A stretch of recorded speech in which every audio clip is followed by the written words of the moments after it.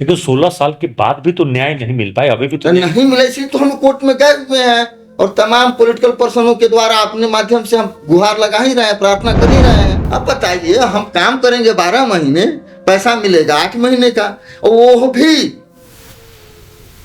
12 साल पहले निर्धारित हुआ। 12 साल में महंगाई कई गुना हो। क्या उनकी मंशा है, वो क्या सोचते हैं, हम लोगों से क्या गुनाह हो गया, हम लोग से कैसी भी दुश्मनी निकाल रहे हैं, हमें पता नहीं चल रहा। मरने के पहले या सेवानिवृत्ति के पहले न्याय मिलेगा, हम रेगुलर होकर रहेंगे। हमारी जो क्षतिपूर्ति है उसे डीवीसी को हर हाल में पूरा करना पड़ेगा।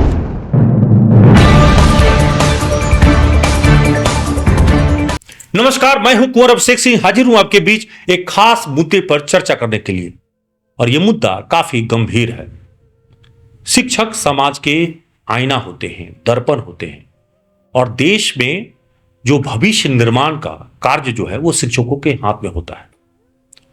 अगर शिक्षक को समय पर वेतन नहीं मिले, उनका हक और अधिकार नहीं मिले, तो आप समझ लीजिए कि समाज में कहीं ना कहीं कोई गड़बड़ी हो रही है।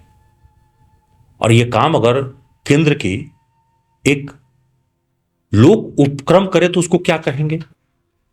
केंद्र सरकार की एक यूनिट अगर कर रही है तो इसको क्या कहेंगे? और यह गुनाह देश की केंद्रीय संस्थान दामोदर वैली कॉरपोरेशन यानी डीवीसी कर रही है।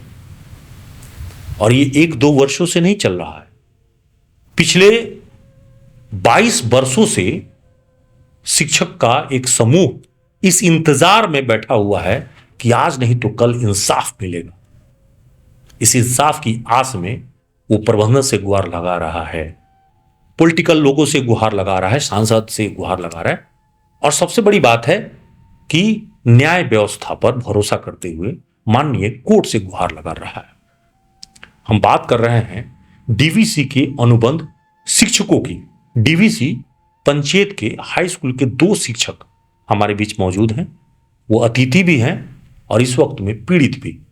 हम बात कर रहे हैं जो 2 शिक्षक आए हैं, नरेंद्र कुमार चौधरी और दूसरे हैं हेमंत कुमार। ये दोनों पीजीटी शिक्षक हैं।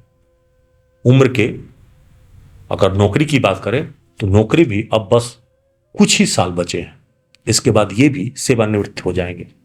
लेकिन अब भी सेवानिवृत्ति से पहले चाहते हैं कि एक बार इंसाफ मिल जाए, जो अस्थाई की मांग है वो पूरी हो जाए। पहले हम दोनों से आपको रूबरू कराते हैं। नरेंद्र जी, बहुत बहुत स्वागत है आपका न्यूज लैंग्वेज, और हेमंत जी आपका भी। आप दोनों शिक्षकों को बहुत बहुत प्रणाम। धन्यवाद सर, पहले तो आप अपना दर्द बता दें लोगों के सामने। सरकार को तो बताते ही रहे हैं। हमारी तो स्थिति है ना, खुदा ही मिला ना विशाले सनम। 2003 में नियुक्ति के बाद, डीवीसी जैसे उपक्रम में नियुक्ति के बाद हमने सोचा था कि हम अपनी ज्ञान और बुद्धि के द्वारा देश के बच्चों का निर्माण करेंगे और उस बहाने अपना और अपने परिवार का भी पालन भली भांति कर लेंगे। 2003 में नियुक्त करने वाले डीवीसी ने 2007 में हमारी रेगुलराइजेशन की प्रक्रिया शुरू की थी, लेकिन कुछ हमारे ही नियमित शिक्षकों के द्वारा अपनी छोटे से क्षुद्र स्वार्थों के खातिर हमारे नियमितीकरण पर रोक लगवा दिया। वह डीवीसी जो फिर अपील में जाकर के हमारे रेगुलराइजेशन की मांग करती है, वही डीवीसी 2016 में उच्च न्यायालय के द्वारा जब यह डिसीजन दिया जाता है कि इसको नियुक्त कर लो, इसको रेगुलर कर लो, हम ब्लैंकेट बैन हटा लेते हैं, डीवीसी साफ मुकर जाती है और कहती है हमें कोई स्पष्ट आदेश नहीं मिला। खैर, इसके लिए हम लोग फिर से न्यायालय तो गए हुए हैं ही कि हमें मरने के पहले या सेवानिवृत्ति के पहले न्याय मिलेगा, हम रेगुलर होकर रहेंगे। हमारी जो क्षतिपूर्ति है उसे डीवीसी को हर हाल में पूरा करना पड़ेगा। सर, हेमंत जी आपसे जानना चाहेंगे कि अभी डीवीसी के अंतर्गत कितने स्कूल चल रहे हैं और कहाँ चल रहा है? अभी डीवीसी के अंदर 15 स्कूल चल रहे हैं, जो पंचेत, मैथन, दुर्गापुर, चंद्रपुरा, बोकारो थर्मल, तिलैया और कोनाटे में जी। तो वहाँ पर +2 हाई स्कूल भी है, हाई स्कूल भी है और मिडिल स्कूल तक। तो इन शिक्षकों को अगर यहाँ पे पढ़ाने वाले कौन है? रेगुलर भी हैं और अनुबंधित भी? रेगुलर भी हैं और अनुबंधित भी हैं। कुल कितने अनुबंधित शिक्षक अभी पढ़ा रहे हैं? अभी वर्तमान में वैसे नियुक्ति तो 2003 में लगभग 77 अनुबंध शिक्षकों की नियुक्ति हुई थी। हमको लगता है कि अभी 44-45 शिक्षक बचे हुए हैं। तो बाकी बचे शिक्षक कहाँ चले गए? कुछ सेवानिवृत्त हो गए, कुछ का स्वर्गवास हो गया और कुछ संस्था को छोड़ के चले गए। तो अब बचे हुए जो लोग हैं वो अस्थायी की मांग कर रहे हैं। हाँ, बचे हुए लोग अस्थायी की मांग कर रहे हैं। उसमें से बहुत सारे लोग हैं जो उम्र के अंतिम पड़ाव पर, जो सेवानिवृत्ति का उम्र है, वहां उसके करीब पहुंच चुके हैं। आपका सेवा कितना साल बचा? मात्र 2 साल। तो अभी भी आपको आशा है कि हाँ, हम आशान्वित हैं और माननीय उच्च न्यायालय पर भरोसा रखे हुए हैं। जी नंदन जी, यहाँ पे जो है वर्तमान जो दर्द है हमारा कि हम प्रति घंटे आधारित पारिश्रमिक पर नियुक्त हुए थे। 2010 में और 2012 में हमारा पारिश्रमिक बढ़ाया गया। तो शुरुआत में कितना पैसा मिलता था पीजीटी को और PRT? 70 रुपये प्रति घंटे मिलता था। PRT को 50 रुपये प्रति घंटे। अभी कितना है? अभी 220 रुपये मिल रहा है। भाई तो अभी तो लेबर भी जाइएगा तो मनरेगा का मजदूर भी आपसे ज्यादा है। यही तो हम लोगों का रोना है। इस शिक्षक है, कहने के लिए शिक्षक है, देश के निर्माता है, भविष्य के निर्माता, पढ़े लिखे हैं, उसके बाद भी मजदूरों जैसी हमारी स्थिति बना दी गई है आर्थिक मामले। हम बार बार डीवीसी से गुहार लगाते आ रहे हैं पिछले 2021 से कि कम से कम हमको एंट्री स्केल दिया जाए, हमको छुट्टियां दी जाए, हमको भत्ते दिए जाए। आपने डॉक्टरों की बहाली कर रखी है, निदेशकों की बहाली कर रखी है, उन सबको आप एंट्री स्केल देते हैं उनके पदानुसार, उनको सारी सुविधाएं भी देते हैं, फिर हमें क्यों नहीं देते? हम साल के 12 महीने आपके यहाँ काम करते। तो अभी आप लोग का वेतन कितना निर्धारित किया है लोगों ने? 27,500 इन्होंने निर्धारित किया। ये फिक्स हो गया? कब फिक्स किया? कब से? ये 2022 से, 1 अप्रैल 2022 से। शर्त भी होगा उसमें? शर्त जोड़ दिया उन्होंने कि आप एक दिन भी अनुपस्थित रहेंगे और वर्किंग डे घट जाएगा 25 दिन से तो 3 गुना 4 गुना आपका वेतन कट जाएगा। देंगे 1100, काटेंगे 3300, काटेंगे 4400, काटेंगे 5500। अभी मैं फिलहाल बता देना चाहता हूं, नवंबर में हम 15 दिन काम किए, 27,500 मिला। 15 दिन ही वर्किंग डे। तो इतना शोषण तो अंग्रेज भी नहीं करते थे। यही तो दुर्भाग्य है कि हम स्वतंत्र भारत में और डीवीसी जैसे लोक कल्याणकारी उपक्रम में हम कई बार गुहार लगा चुके हैं। हम अपनी प्रार्थना सांसदों के माध्यम से, विधायकों के माध्यम से, खुद जाकर पत्रों के माध्यम से, फिर भी डीवीसी हमारी प्रार्थना पर कोई सुनवाई, कोई विचार करने को तैयार नहीं है। और वह यह कहती है कि आप केवीएस पर, तो केवीएस में 11 महीने के लिए नियुक्ति होती है जी। हमारी नियुक्ति 22 साल के लिए। तो केंद्रीय विद्यालय के शिक्षकों की ही बात करें तो डीवीसी के भी शिक्षक तो केंद्रीय विद्यालय की तरह ही तो काम कर रहे हैं। तो आज के डेट में जो नियुक्त होते हैं शिक्षक, उनको कितना वेतन मिल रहा है रेगुलर में? रेगुलर डीवीसी के रेगुलर टीचर को आज तो इधर तो 10 साल से बहाली हुई नहीं है।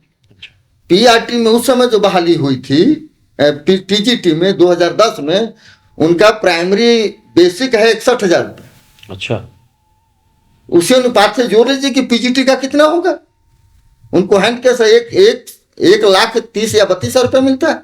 हमारे प्रिंसिपल अगर है 2010 के तो उनको 1,40,000-42,000 रुपये लगभग मिलता है। और आप लोगों को 27,500 भी कहाँ मिलता है। अच्छा, दुर्गा पूजा की छुट्टी में हमें 9,000 रुपया तनख्वाह मिला। दिसंबर में 18 दिन काम किए तो गर्मी की छुट्टी भी आपकी काटी जाएगी? गर्मी की छुट्टी कट ही जाती है, काट ही दी जाती है। 2 महीना मई में भी, जून में भी। ठीक है। शीतकालीन अवकाश केंद्रीय विद्यालय में 10 दिन की छुट्टी होती। किसी भी डीवीसी में शीतकालीन नाम का कोई अवकाश है ही नहीं। 6 दिन का अवकाश होता है। भारत का जो गजट है, भारत सरकार का जो गजट है, उसमें स्पष्ट निर्देश है कि जिसमें आप ईएल दीजिएगा वही वैकेशन होगा। तो फिर शीतकालीन अवकाश का पैसा हम लोग का क्यों कटता है? तो डीवीसी उस वक्त में शीतकाल में करती क्या है? वो कुछ नहीं करती है, हम लोग से काम भी नहीं लेती है। स्कूल बंद कर देती है, कहती है आपको पैसा नहीं देंगे, वैकेशन है। अब बताइए, हम काम करेंगे 12 महीने, पैसा मिलेगा 8 महीने का, और वो भी 12 साल पहले निर्धारित हुआ। 12 साल में महंगाई कई गुना बढ़ गई। लेकिन जो आप लोगों ने कोर्ट में केस किया था 2008 के आसपास में, उस मामले पर 2016 में कोर्ट ने, माननीय हाईकोर्ट ने कुछ फैसला दिया ना?